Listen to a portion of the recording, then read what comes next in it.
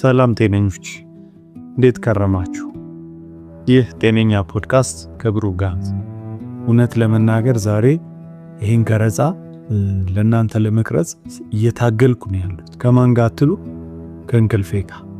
አሁን ሰዓቱ ከቀኑ 8 ሰዓት ተኩል ገደማ ይላል። በጣም ግን ከፍተኛ የሆነ የመጫጫን ስሜት፣ ምክንያቱም አሁን ነው ምሳ በልቼ የተነሳሁት። ይጫጫነኛል ብዙ ጊዜ። ይሄ የሽሮ ኮማ እንለዋለን በተለምዶ። ምሳ ከበላችሁ በኋላ ትንሽ ቆይታችሁ በጣም የሚጫጫናችሁ አይነት ስሜት እየተሰማኝ ነው። ግን ገብቼ ለጥ እንዳልል ለካ ዛሬ የምናወራው ስለዚህ ርዕሰ ጉዳይ ነጮቹ ምን ይሉታል? ፓወር ናፕ ብለው የሚጠሩት፣ እኛ ደግሞ በቀን የሚደረግ አጭር እንቅልፍ ብለን ልንተረጉመው እንችላለን። ስለ ናፕ ነው ማወራላችሁ። ታዲያ በዚች አጭር የቆይታችን ናፕ ምንድነው፣ በሳይንሳዊ ትንታኔ ውስጥ ምን ይመስላል የሚለውን እነዛ ነገሮች ላይ የተወሰነ ነገር እላችኋለሁ። ምናልባት እዛ ውስጥ ከመግባቴ በፊት ግን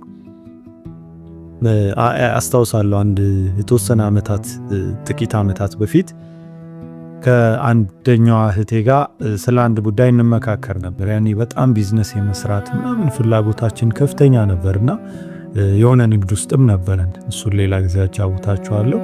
በተጨማሪ ምን መስራት እንችላለን ብለን እናስብ ነበር አዲስ አበባ ከተማ ውስጥ።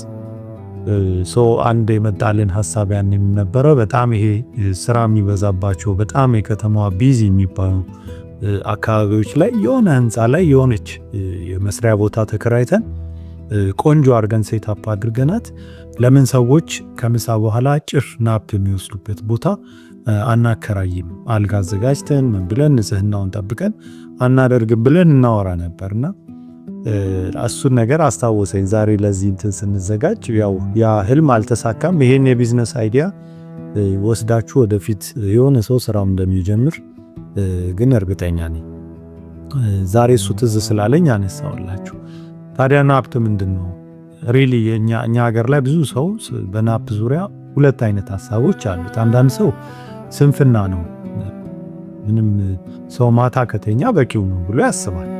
አንዳንድ ሰው ደግሞ በጣም ናፕን ኤክሰርሳይዝ አድርጎ አዲስ ኢነርጂ ይዞ በጣም ውጤታማ የሚሆን ሰው ደግሞ ብዙ ሰው አውቃለሁ። እናንተ ከየትኛው እንደምትመደቡ ራሳችሁን ጠይቁ። ግን ስለ ናፕ ሳይንሱ ምን ይላል የሚለውን ትንሽ ነገር ልበላችሁ። በደንብ ወደፊት በአጠቃላይ እንቅልፍ ሃይጂን ጋር ወይም ከአጠቃላይ ከእንቅልፍ ጋር ተያይዞ ባለሙያ ተርቼ በደንብ የምናወራበት ይሆናል። ግን እንቅልፍ 4 ሳይክሎች አሉት። እነዛ 4 ሳይክሎች የመጀመሪያው ላይት ስሊፕ የምንለው በጣም አጭር ጊዜ የሚፈጅ ምናልባትም የእንቅልፉን አጠቃላይ 5% ገደማ የሚሆን ፕሮባብሊ ከ20 ደቂቃ ከ25 ደቂቃ ያልበለጠ ጊዜ ያለው ነው። ገና ሰዎች አይምሯቸው ጡንቻዎቻቸው ሪላክስ ማድረግ የሚጀምሩበት፣ የልብ ምታቸው እየቀነሰ የሚመጣበት፣ የአይምሮ እንቅስቃሴያቸውም እየለዘበ የሚመጣበት የመጀመሪያው ስቴጅ ላይት ስሊፕ ስቴጅ እንለዋለን።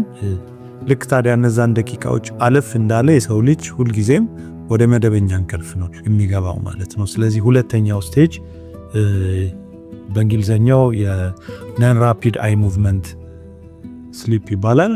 ረዘም ያለ ሰዓት የሚወስድ ምናልባትም ያጠቃላይ የእንቅልፉን ከ45 እስከ 50% ገደማ የሚሸፍነው ወቅት ነው ማለት ነው። በዚህ ጊዜ በደንብ የሰውነት ክፍሎች በደንብ በቃ ስራቸውን እያቆሙ ሙሉ እረፍት ወደሚያገኙበት ስቴጅ ይሸጋገራሉ ማለት ነው። ከማን በስተቀር? ከአይምሮአችን በስተቀር ማለት ነው። እና የአይምሮ እንቅስቃሴ በእርግጥ የሌሎቹም የሰውነት ክፍሎች እንቅስቃሴ ሙሉ በሙሉ አይቆምም፣ ግን እረፍት እንደማድረግና በእንቅልፍ ሰዓት መሰራት ያለባቸውን ስራዎች ይሰራሉ ማለት ነው። ይሄ ሰውነት ክፍሎቻችን ኦርጋኖቻችንን ጨምሮ እና ልብና ኩላሊት ራሳቸውን በደንብ እንደገና የሚያድሱበት ወቅት የእንቅልፍ ወቅት ነው እና ረጅሙ ሰዓት ይህ ሁለተኛው ስቴጅ ነው ማለት ነው። ታዲያ ይህን ስቴጅ አለፍ እንዳልን ወደ ፕሮባብሊ በሌሊት ብናስበው ከእኩለ ሌሊት አለፍ እንዳላችሁ ሌላው ራፒድ አይ ሙቭመንት የእንቅልፍ ስቴጅ የሚባለው ጊዜው አጠር ያለ ቢሆንም ወደ 90 ደቂቃ የሚፈጅ ወይም 1 ሰዓት ከምናምን የሚፈጅ ቢሆንም ግን በጣም ሰውነታችሁ ለቀጣዩ ቀን ወይም ለቀጥሎ ስትነሱ ለሚኖራችሁ አዳዲስ ኢነርጂዎች ዝግጅት የሚያደርግበት የተለያዩ ስራዎችን የሚሰራበት ወቅት ነው ማለት ነው። ታዲያ ከዚህ ትንሽ ደግሞ አለፍ ስትሉ በጣም አጭር ደቂቃ ምናልባትም ከ45 ደቂቃ ያልበለጠ የመጨረሻው እንቅልፍ ሰዓት ራፒድ አይ ሙቭመንት ሆኖ የመጨረሻው ስቴጅ ወይም አራተኛው ስቴጅ እንለዋለን ማለት ነው። እና ያ ስቴጅ ደግሞ በደንብ የማስታወስ ችሎታ ነገሮች ላይ በደንብ የመነካካት ቅድም ካልኳችሁ ከፍ ባለ አይምሮአችን ላይ አንዳንድ ማስተካከያዎችን ሰውነታችን የሚያደርግበት ስቴጅ ነው ማለት ነው። ልክ እሱን ሲያጠናቅቅ የሰው ልጅ ከእንቅልፉ ይነቃል ማለት ነው። ታዲያ አሁንም ማነሳላችሁ ናፕ የትኛው ስቴጅ ላይ ያርፋል ብላችሁ ብትጠይቁኝ የመጀመሪያው ስቴጅ 1 ብለን የጠራ ነው ላይት ስሊፕ የሆነ በጣም ወደ ጥልቅ እንቅልፍ ያልገባንበት ቀለል ያለው ስቴጅ ላይ ይመደባል ማለት ነው።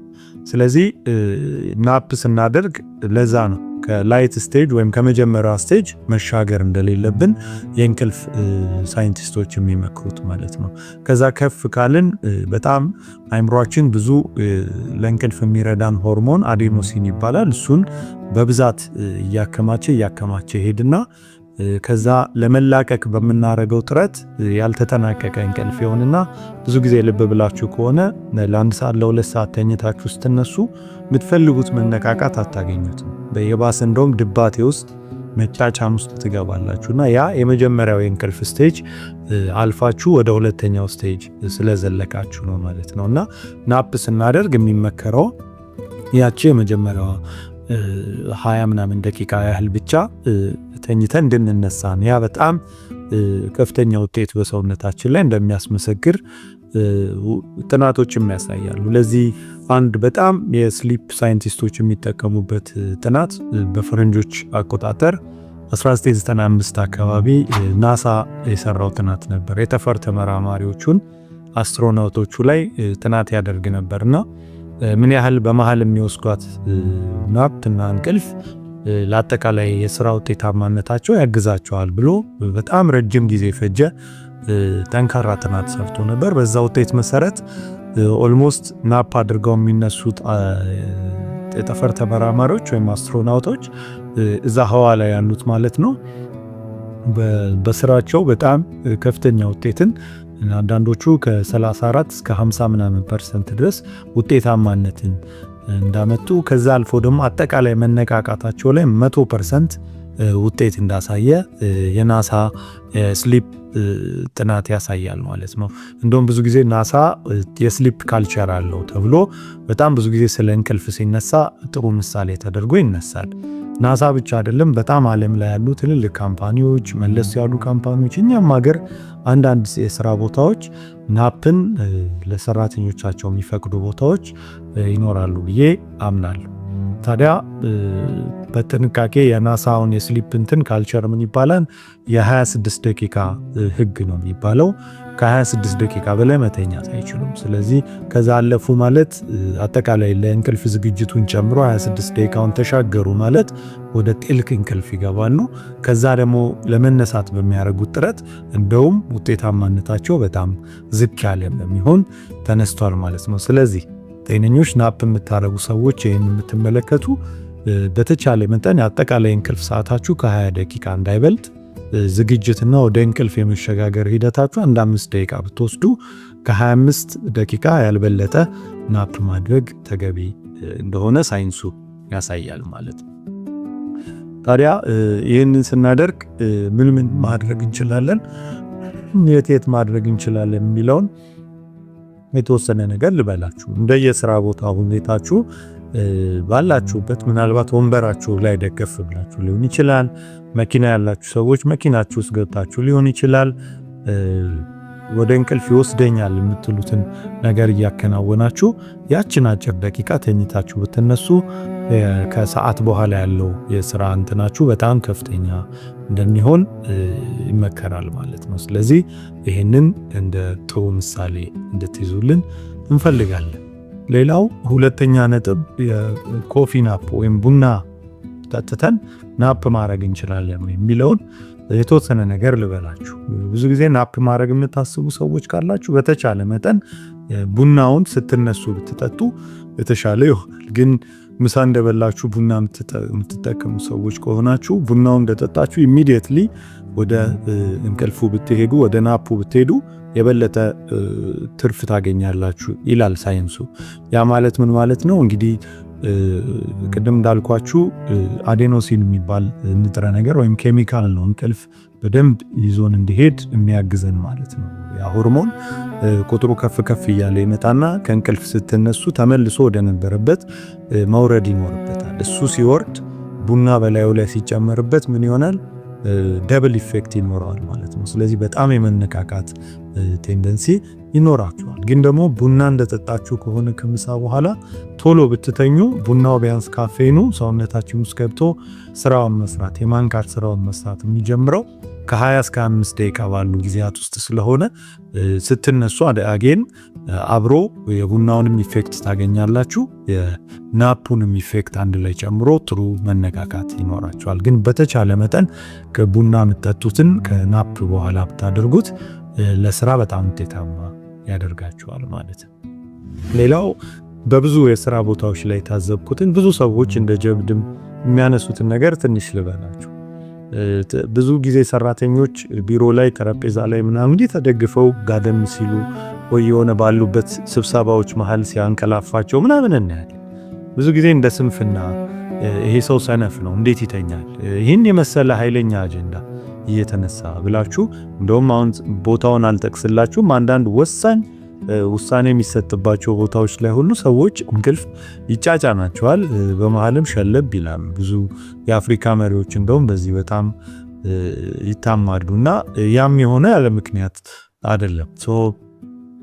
ከስንፍናም አትዩት ለማለት ነው። በስራ ቦታ ላይ እንቅልፍ የሚያጃጅለው የሚያዳፋው ሰው ቢኖር ብዙ ከእንትን እንዳትረዱት ያ ተፈጥሯዊ ዑደት እንደሆነና እንቅልፍ የራሱ ሳይክሎች አሉት። አጠቃላይ ሰውነታችን ዘሆል ናይት እንቅልፍ በቂ እንቅልፍ አግኝቶ ቢነሳም እየወረደ አጠቃላይ ንቃታችን እየወረደ የሚመጣበት ሰዓት ብዙ ጊዜ ከሰዓት በኋላ ስለሚሆን ከዛ ጋር ተያይዞ ነው። የምንበላው ምግብ ጫና አለ። ያ ሲደራረብ ስብሰባ መሃል እንዲህ የሚል ሰው ቢኖር እንዳትገረሙ ልላችሁ። ስለዚህ ከስንፍና አትዩባችሁ። ምን እናድርግ የሚለውን ትንሽ ነገር ልበላችሁ። አንደኛው እንግዲህ የሥራ ቦታዎች በጣም ለሰራተኞች ምቹ እንዲሆኑ ብዙ ጥረት ያደርጋል የተለያየ የሥራ አካባቢ። አንዳንድ ቦታ ላይ ልብ ብላችሁ እንደሆነ ጸሎት ማድረጊያ ቦታዎች ይዘጋጃሉ። በተለይ ጤና ባለሙያዎች ይህን ታስተውላላችሁ። የሕክምና ቦታዎች፣ ትልልቅ ሆስፒታሎች ላይ ሃይማኖታዊ ስርዓት ማከናወኛ ክፍሎች ይዘጋጃሉ። ልክ እንደዛው ለሰራተኞች ከፍተኛ ውጤት ማምጣት እንደዚህው በጣም ስሞል ስፔስ በጣም ኮንትሮልድ የሆነ እንቅልፍ ናፕ አድርገው የሚነሱበት ቦታ ብታዘጋጁ በጣም አትራፊ እንደምትሆኑ በመተማመን መናገር ይችላል። ብዙ ጊዜ እኛም ቢሮ ላይ ስናወራ ከባልደረቦቼ ጋር ይህንን ነገር እናነሳዋለን። ሰሞኑንም አንስተን ስናወራ ነበርና ያ ነገር መለመድ አለበት። ስራ አካባቢ ላይ በተለይ ሰራተኞቻችን ከሰዓት በኋላ ረጅም ሰዓት ውጤታማ ሆነው እንዲቆዩ የምንፈልግ ከሆነ ይህንን ቦታ ማዘጋጀት ያስፈልጋል ማለት ነው። የተለየ አልጋ ምናምን አይደለም ያስፈልገው። ምናልባት የሚቀመጡበት ወንበር እና ምቹ የሆነ መደገፊያ ያለው ወንበር የሰውነት አካል እንትናቸውን የጠበቀ በማዘጋጀት በቂ ሊሆን ይችላል እና ያንን ጥንቃቄ እያደረጉ ያንን ቦታ ማመቻቸት ጥሩ ሊሆን ይችላል። ሰራተኞችም ደግሞ እንደ ልምድ ብትወስዱት ጥሩ ነው። አንዳንድ ሰው እንቅልፍ ቢሞክርም የማይመጣለት ሰው አለ።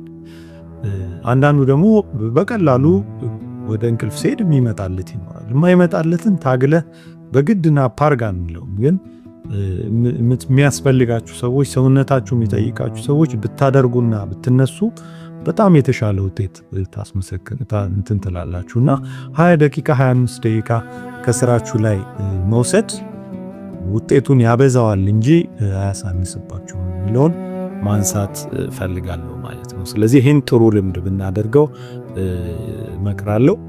እኔም በበኩሌ በግሌ ኤክሰርሳይዝ ማድረግ ጀምራለሁ ከነገ የስራ ቀን ጀምሮ ማለት ነው። እንዴት እንተግብረው የሚለውን ልቀጥልላችሁ። ታዲያ ናፕ ማድረግ ስንፈልግ መቼ እናድርግ የሚል ጥያቄ ይኖራል። ያው ብዙ ጊዜ ናፕ የሚያስፈልገው ሰውነታችን ማታ የተዛባ እንቅልፍ ከሌለን በስተቀር ከሰዓት በኋላ ነው። ስለዚህ በጣም ትክክለኛው የናፕ ሰዓት የሚባለው ቀን ከ7 ሰዓት እስከ 9 ሰዓት ባለው ነው። የምታደርጉትም ናፕ ከ20 እስከ 25 ደቂቃ ያልበለጠ አጠቃላይ 25 ደቂቃ ብትሰጡት 5ቱን ደቂቃ ወደ እንቅልፍ መሄጃ የቀረችዋን 20 ደቂቃ ደግሞ መተኛት አድርጓትና አላርም ሞልታችሁ መነሳት ትክክለኛ ምርጫ ነው ማለት ነው። አንዳንድ ሰዎች ቶሎ እንቅልፍ አይመጣልንም የምትሉ ካላችሁ የኔ ልምድ ላጋራችሁ። ብዙ ጊዜ እንቅልፍ ቻሌንጅ ሲያደርገኝ የማደርገው ምንድነው ዝም ብዬ አይኔን ጨፍኜ ከ50 ወደ 0 ወደ ታች እቆጥራለሁ ቀስ እያልኩ 50 49 48 እያልኩ ማለት ነውና ብዙ ጊዜ ከ30 አልሻገርም በዛው ይዞኝ ይጋል። ስቲችንም እንድትሞክሯት የግሌን ተሞክሮ ላጋራችሁ ፈልጋለሁ። ሌላው እቺን 25 ደቂቃ እንቅልፍ ተኝታችሁ ስትነሱ ኢሚዲየትሊ ወደ ስራ ከምትገቡ ብድግ ብላችሁ የተወሰነ እንቅስቃሴ ወክ አድርጋችሁ ታጥባችሁ መመለስ አሁንም የበለጠ የመንቃት ሂደታችሁን የተሻለ ያደርጓል። ልብ በሉ ያቺን 25 ደቂቃ ግን አትሻገሩ። ከተሻገራችሁ ከጥቅሙ ይልቅ እንደውም ጉዳቱ እያመዘነ ይመጣል ማለት ነው። ይሄ ለዚህ ፖድካስት ስዘጋጅ እኔ ራሴ በጣም የተማርኩት ትልቁ ነጥብ ነው ማለት ነው። ስለዚህ እነዚህ ምክሮች በጤነኛ ፖድካስት ስም ላጋራችሁ እፈልጋለሁ ማለት ነው። ታዲያ እንዳጠቃላይ እንደመዝጊያ እንቅልፍ ወይም ናፕ የስንፍና ምልክት አይደለም። ናፕ ተፈጥሯዊ ነገር ነው። ሳይንሱም የሚደግፈው ነገር ነው። እንደ ልማድ እናድርገው የሚለውን እንደማጠቃላይ ሐሳብ ለእናንተ ለወዳጆቼ እያጋራው እስቲ ሞክራችሁት ደግሞ ያያችሁበትን ውጤት አስተያየት መስጫ ላይ እንድታጋሩን ከወዲሁ መጠየቅ እፈልጋለሁ። ጤነኛ ፖድካስት ከብሩክ ጋር አለመታመም ጤነኝነት አይደለም ብሎ የዛሬ አጭር ፖድካስቱን በዚህ ያበቃል ማለት ነው። የሳምንት ሰው ይበለን። መልካም ቆይታ